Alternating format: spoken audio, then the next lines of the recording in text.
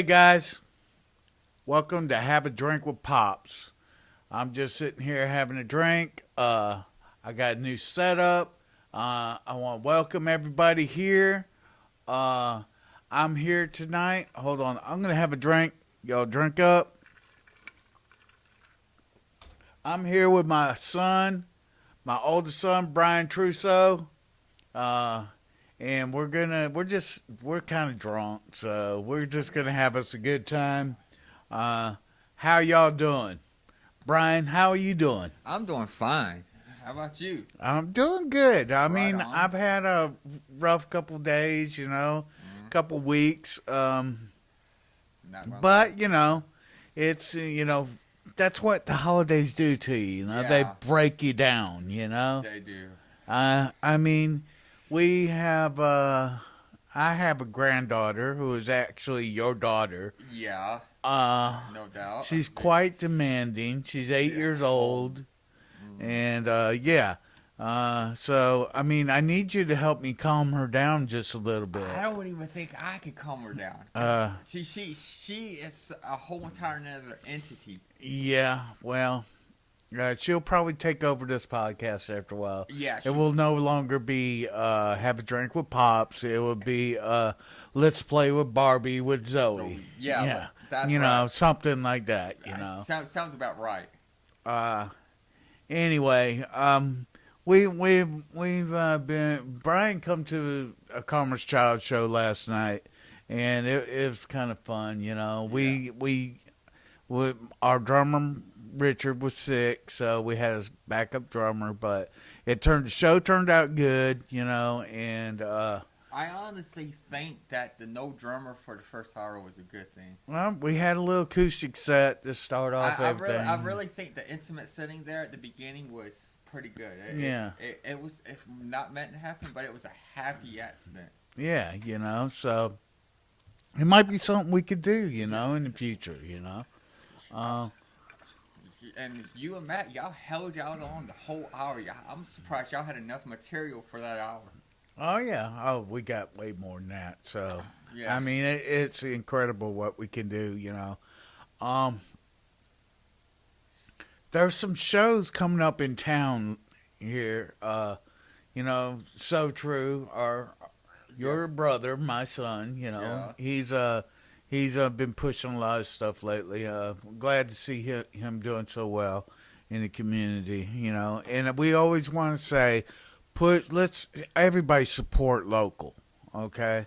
We're not gonna be the ones to talk about locals as much as we'd like to, but I'm gonna start off this show with some dumb shit. Yeah. And I'm talking about my dumb shit.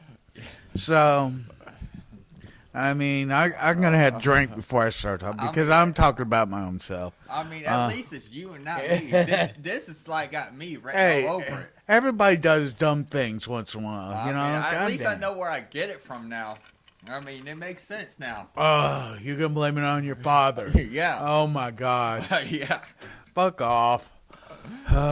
But anyway, so I left my goddamn cell phone at Subway. Let me tell you what happened. So I go in. I'm being super nice. I get my sandwich the way I wanted. Mm-hmm. And I seen a girl do something that I was like, you know what? I want just a little bit more of that salsa. She said, oh, no problem. It was great. It was a whole deal. But I did something that I normally don't do is get a drink from Subway. Ah. And what I did was, because I remember it vividly, I knew what I did. Once I remembered that I did it. Yeah. So they make you make your own drink. So I walked over to the drink machine. I had like a sandwich in one hand, a cup in one hand, and my cell phone, which happens to be my wallet too. All my credit cards, my cash, everything in this one thing. Yeah. And for some reason, I didn't put it in my pocket after I paid. So I had all these things in my hands, and I sat them down. And the sandwich, I get the boss, the meatball with the pepperoni, and I get it toasted, and I could smell it, and I was hungry, Yeah. So I was like, damn. But anyway, I set everything down and made a drink for my wife. She wants her Dr. Pepper. I wouldn't normally get a drink from Subway, but she wanted a drink from Subway.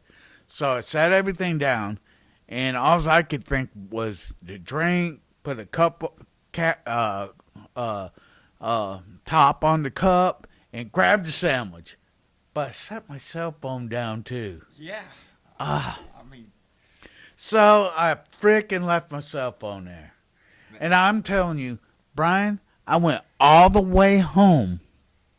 I went home without my cell phone, which is about a 25-minute drive from where we were at.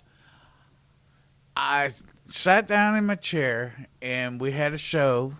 So I was like, I'm going to catch 30-minute nap. Gina, wake me up in 30 minutes. So I slept for 30 minutes. And I got up out of the chair, and I went and took a shower. And I sat down, and I'm sitting there. And I'm like, you know what? I need to see if anybody needs anything. And I looked around. Where's my phone at?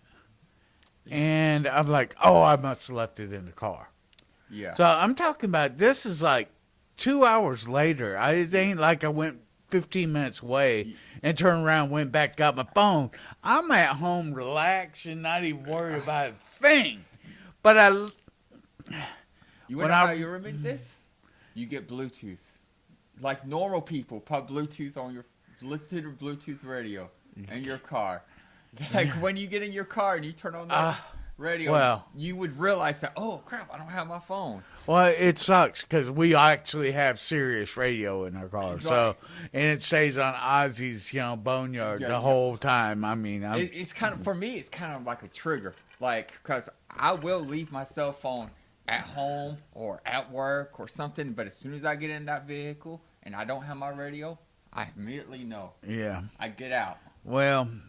So this leads us up to a subject. You know what?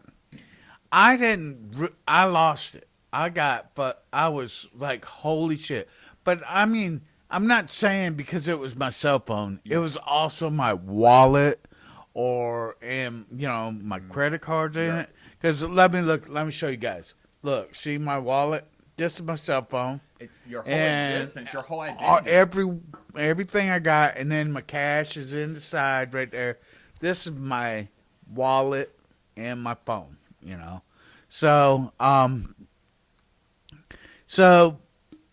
was freaking out because once you lose your wallet, I mean, all your credit cards, that'll make you damn skip a beat. But, so the normal young person these days, though, yeah, they just lose their phone. Yeah. I mean, there's been stories that, that people have a hard time coping with losing just their phone these days. This is true. So, have you heard any stories about this? So I pulled up this right here. So I'm just telling you guys. I pulled this up. I'm pulling it up right here on the screen. There it is, right there. So, and look at this. They're saying, keep a calm and quiet mind. Are you kidding me? Like, that's gonna work. I mean, like you just what? Yeah. I mean, I can understand losing your phone. Okay, well, yeah. People are, what'd you say? A near-death experience. Yeah. These are near-death experiences to some people when they lose their freaking cell phone. Yeah. What the hell, man? What do you got to say? Come on, talk to me, Brian. Like, your identity is on your phone. Like, so if I lost my cell phone, all my credit card, my debit information, I don't lock my phone. I hate locking my phone. Oh, I forgot about that. Like, I hate locking it. So if I lost it, I'm fucked. Someone could get all my passwords are remembered. Everything. Well, I like my phone.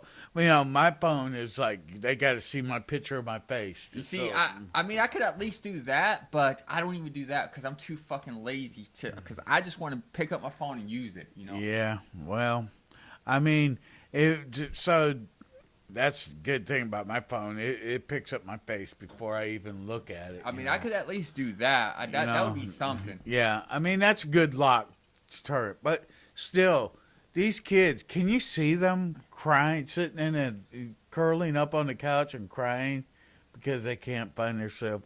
I see it. I see it I hate happening. to say, it, but I could see it because it's the same as my generation with our video games.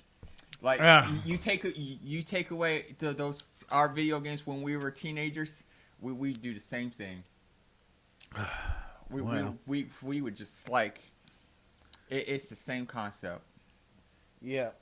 Well, Brian, tell them about it. Don't get embarrassed. I'm checking on something over here. No, you good? I am. Yeah. It's probably no secret that I'm an avid gamer. Yeah. Yeah. Hey guys, I want to remind you to like and subscribe to my channel. And this is our new setup here. I'm just playing with the cameras and having fun with everything. So, anyway, here we are back here, me and Brian, you know. I'm kind of drunk, so is he. We're having a drink, you know, so. Yep. So, I got some other, I want to talk about this. Me and my wife was talking about it a while ago. So, she's saying, well, as soon as you're an adult, you can enter the NFL. And I was like, well, yeah, but an 18-year-old, you know, once you turn 18 years old, you're not really a man yet. You're 18, and you're really ready to start developing. Yeah, so I mean, you would never see an 18-year-old MMA fighter jump into a ring with a 23-year-old yeah, MMA. So I actually heard that up in Vermont, somewhere like that up north, that they wanted to make the adult age 25. Well, yeah. I'm not sure if it's Vermont. It's somewhere up there like that. So this is probably a controversy. So maybe you're developed, your mind is developed, but seriously, men, your strength of a man is not until you're about 23, 24, 25 years old. I would agree with this. So you take, coming out of high school, you're 17, 18 years old, and you get into college. Mm-hmm. Even in your freshman year of college, you're 18, 19 years old. You're still not on a starting team because you're not strong as a 20-year-old. Mm-hmm. And you're not as strong as 20, surely not as strong as 21-year-old. So college kids get up to 21, 22, 20, sometimes 23 years old Yeah. before they leave college. Once you're 23, you're a senior in college. You are the best college player. You are the strongest. You are the best you can do.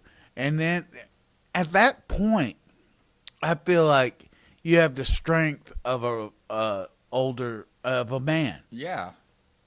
So if you was to put this, you know, on a woman, you know, I hate to, you know, say a woman, but so women think that they're just as strong as men. Even a 20-year-old man, if he's 20 years old, he's still not as strong and as tough as a 23-year-old man. That's my opinion. Mm-hmm. But you'll never see an 18-year-old kid, and I'm going to call him a kid because they're barely out of teenage years. This is true. You will not see an 18-year-old in the NFL. And if you do, he's a phenom, and he's, you know, going to be great for a long time, Yeah. and he's better than everybody else. But you don't see that happening. Yeah, he would have to be a prodigy. I mean, He would have to be like he would have to be it. have to be so fast that nobody could touch him.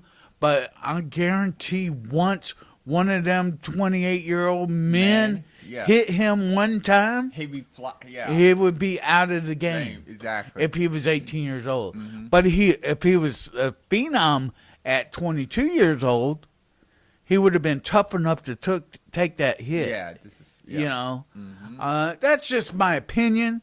You know, and I don't think a woman will ever be strong enough to take a 28-year-old man, fully developed man, full on hit. Yeah. And take it and jump back up and, be ready to play. I mean, I would have, yeah. I mean, believe me when I say this, I love women, but you ain't going to get what, you want if that's where you're going. Yeah. So anyway, that's my opinion on the whole subject, and I might be ridiculed later on. If you guys got comments, please let me know. Yeah. So there's been a celebrity here lately that's been pushing the limits. Mm. You know who I'm talking about? Yeah, I know exactly who you're talking about. We talked about him. Cat Williams. Mm. I mean, I love it. The man is he has been doing it. Hold on, let's see what I got here. Let's see here. Yeah. So, Cat Williams. There he is, right there, guys.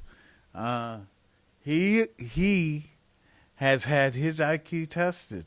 Yeah. He is smarter than the average bear. He really is. You know? Can look it up. It's on Google. Yeah, I mean, so let's see here. If I can go to this, I don't know. Okay, that's his picture. All right, so look at here. All right, let's go to this one right here. All right, so Cat Williams years ago, he was his IQ was measured at 163. 163. This is very impressive. He could fluently read by the time he was 3 years old. All right. At age 12, he had received a full scholarship to the National Science Academy of Dayton, Ohio, and has been associated with Mensa since he was age 10. In an organization involving genius individuals. So let me tell you something. This guy is smart. He is smart. So he is calling out celebrities. He's not going to take no crap. He's not going to be pushed. And this I commend you for it because he is doing something that could get him blacklisted, but he don't care. Yeah. So to me, comedians, he's a Kid Rock of comedians. He's kind of like a hero for right now at the moment. He's kind of speaking out. So yeah, he's uncancelable. Yeah, exactly. He's uncancelable. Try to cancel him if you can. Yeah. You ain't gonna do it. He's smart. He knows what he's fucking talking about. So Brian over here, that Brian, not this Brian, but that Brian. he doesn't consider Kid Rock, a great artist. Pretentious at best. Yeah. He's pretentious at best. I think he's a great artist because he entertains. Okay, my thing is that he entertains, and he does his job to do that. Just listen to his song American Badass. He does not mention second verse does not mention a reason why he be American Badass. All it does is mention who he listens to. Like he's just dropping artist names. And so listen to AC/DC. That makes you an American Badass. I mean, ZZ Top. I mean, like what makes you so okay? So let's do this. What makes you an American badass? Oh, being a rebel, being a okay. So an anti-establishment. American badass is somebody that served our country, that's done good for our country, that's done something that has bettered our country in a good way. You know, and I'm not talking about just you're the one that stopped, somebody from killing somebody. But and that is an American badass. Anybody that's Yeah. done that. But the guys that went to, Germany and to wherever and fought wars, those are American badasses. Those are Our veterans. those are Our American veterans are American badasses. My brother's more of American badass than Kid Rock. Yeah. I I'll mean- give you that. I'll give you I that. mean, like- So the song wasn't really meant for him for himself, but it was written for somebody. Oh, I need another drink. But it was written for somebody more like So True, your brother. So True should take the song and play it in his playlist because I'm American Badass. This is my song. So I am an American badass. when I'm driving around Southwest Georgia and that comes on the radio, I gotta admit, I forget sometimes that it is Kid Rock and I jam out to it. And and it's real high energy songs. So songs aren't written for the artist per se. Yeah. They're written for the people. Mm. And so, I mean, it's hard to say, well, Kid Rock thinks he's an American badass. Yeah. But he actually writes a song that tries to touch somebody Yeah. that wants to make that song their song. This is my song. What blows my mind, Yeah. what blows my mind is that years and years and years ago that was used for entertainment. WWE, like Undertaker used it. Yeah. And it blows my mind that's like, you won't hear that on no WWE television no more. Yeah. I mean, that's the way that goes, But we're getting back to we got off the subject. So, Cat Williams, to me now, is an American badass. He is an American badass. Because he's the badass of comedians. He is. I mean, there used to be, Andrew Dice Clay, damn, I can't think of the guy's name. He is just tired of the elitists getting their way. Yeah. And he's tired of them. He's just tired. He wants everyone to know the truth. Right. And so here's some of the things he said. He's said he's been interviewed by the Hollywood elite to be in movies, and they have actually gay men sexually, Mm-hmm. asked him to do things, or they wanted to do things to him, Yeah, and he's refused it, and he has put it out there in the world that he don't want to do it no more. that's right. And he's not going to do it. And guess what? He's so famous and he's so fucking funny right now that nobody can cancel him. He's uncancelable. Yeah, he could go sell out arenas all across this nation Yep. with his comedy. And Exactly. people would go see what he wants to say next. He's coming really close to us right now. Yeah. And I'm working on getting tickets to go see him right now. I'm going to do it, I'm surprised he don't come close to us now. Like Yeah. with everyone coming through town lately. I'm surprised he ain't on the fucking roster. Yep. Good God, man. So what the hell? This dude is fucking been kicking ass. See if there's anything else I can bring up on him. Yeah, so by what was it, age 10? This is an What is intelligent man, and I feel like this man. I mean, sometimes the funniest people are the smartest people, but I feel like With his IQ, we should listen. Yeah. We should take a listen. I gotta bring this damn picture up. I don't want to. I'm looking at pictures of Cat Williams right now. He's a damn ugly dude. He is, but Look at him.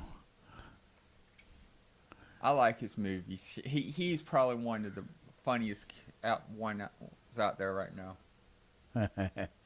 But he's funny, man. He does things that people, It's funny. The people that he called out are people that I haven't even seen in the fucking mainstream media in fucking since 2008, and he's like, I've seen him in the media more than like over the last couple of years. He's been in movies and everything else. I mean, one of the people he caught out was Cedric the Entertainer. When was the last time you seen Cedric the Entertainer in a movie? Yeah, I mean, so him and Cedric the Entertainer. Cedric happens to be sold out. I would believe this.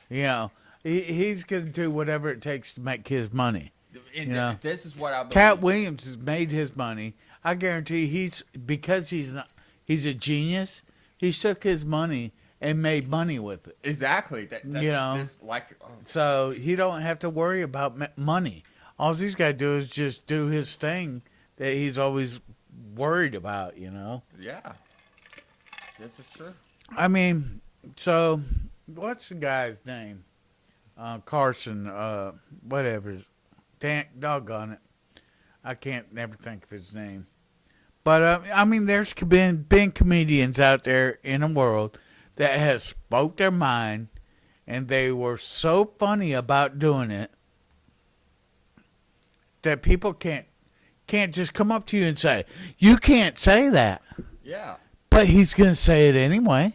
Exactly. I mean, fuck cancel culture. Yeah, cancel culture is a terrible thing. And hopefully one day, it won't be able to happen, It's already bad enough that men are growing up with fucking baby feelings. Now that it's going to be even worse. Oh, yeah. Because nowadays, if you hurt someone's feelings, it's the end of the world, and you could go and, pull all... It's so sad. You can't say anything in the workplace anymore without someone getting offended. Right. It's an issue. If you back in the 90s, you could probably say whatever you want, and people just rolled with it. They said water rolls off a duck's neck. Yeah. That's the way we should be. We shouldn't let everything come. Cancel culture is just the stupidest thing in the world. Yeah. Anyway.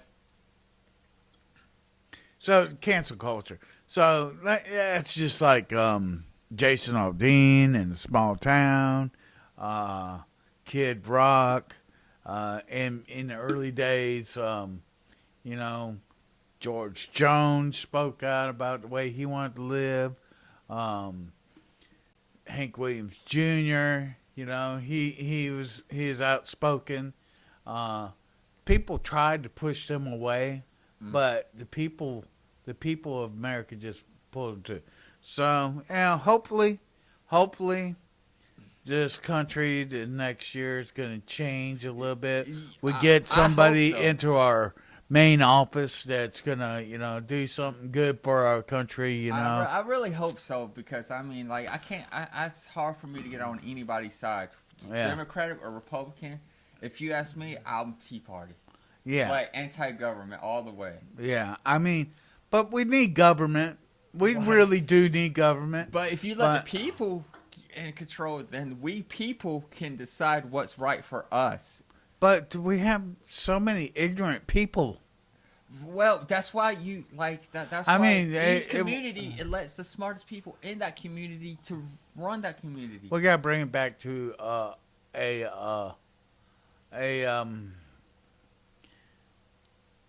we gotta bring it back to the education and teaching our kids the certain things that need to be taught. Yeah. The Constitution, the moral rights.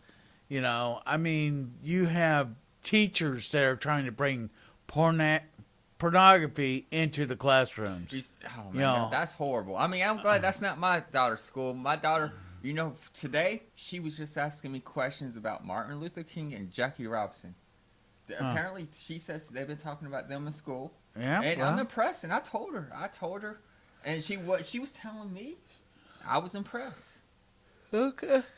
Well, I mean, those are two great people. Yeah. Those are two great people. These are great people, and and if everybody would listen to what Martin Luther King had to say, yeah, it would be a good thing.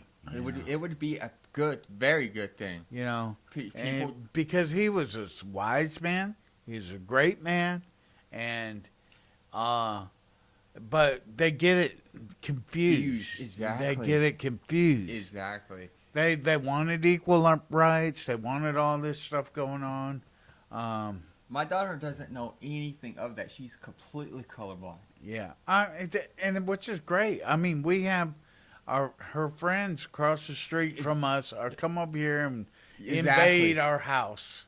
You know, and no issue. No issues. You know. Perfect. And if that will continue on the rest of her life, it will be great. It would be great. She is she is completely colorblind. I love it, and she should be.